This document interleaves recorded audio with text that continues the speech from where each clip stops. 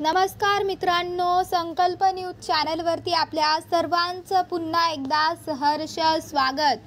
आताच्या क्षणाची सर्वात मोठी आणि महत्त्वाची बातमी समोर येत आहे। सविस्तर बातमी जाणून घेण्यापूर्वी आपण जर चॅनलवरती नवीन असाल तर चॅनलला सबस्क्राइब करा, बेल आयकॉन प्रेस करा।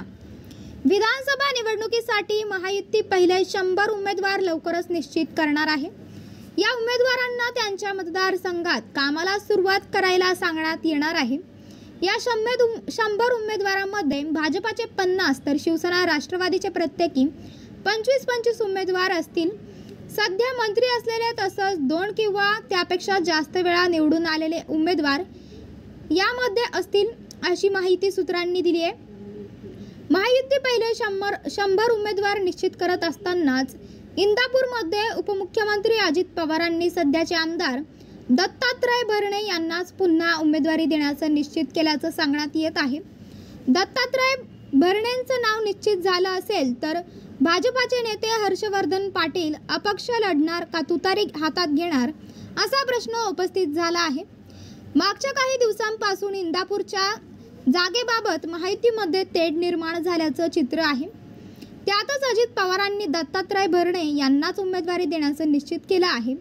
त्यामुळे आता माजी मंत्री हर्षवर्धन पाटील उपमुख्यमंत्री देवेंद्र फडणवीस यांच्याशी चर्चा करून लवकरच निर्णय घेणार असल्याची माहिती सूत्रांनी दिली आहे। एकीकडे हर्षवर्धन पाटील आपल्या उमेदवाराची तयारी करत असतानाच अजित पवारांनी गेले 10 वर्ष आमदार असणारे दत्तात्रय भरणे यांचं नाव निश्चित केल्याने माजी मंत्री हर्षवर्धन पाटील लवकरच मोठा निर्णय घेणार असल्याचं समजत आहे। गेल्या काही दिवसांपासून सातत्याने हर्षवर्धन पाटील तुतारी हाती घेणार किंवा अपक्ष लढणार का अशा चर्चा रंगल्या होत्या।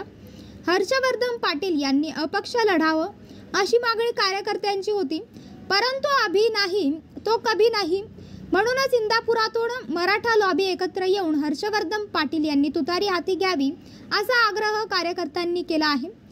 नुकताच झालेल्या मेळाव्यामध्ये हर्षवर्धन पाटील यांना आपण विधानसभेत निवडणूक लढवावी असं सांगण्यात येत आहे।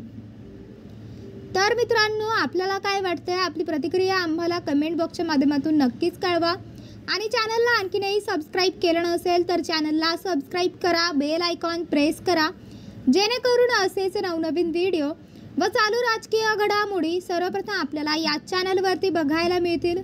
भेटूयात पुढच्या व्हिडिओस, तोपर्यंत धन्यवाद। जय महाराष्ट्र।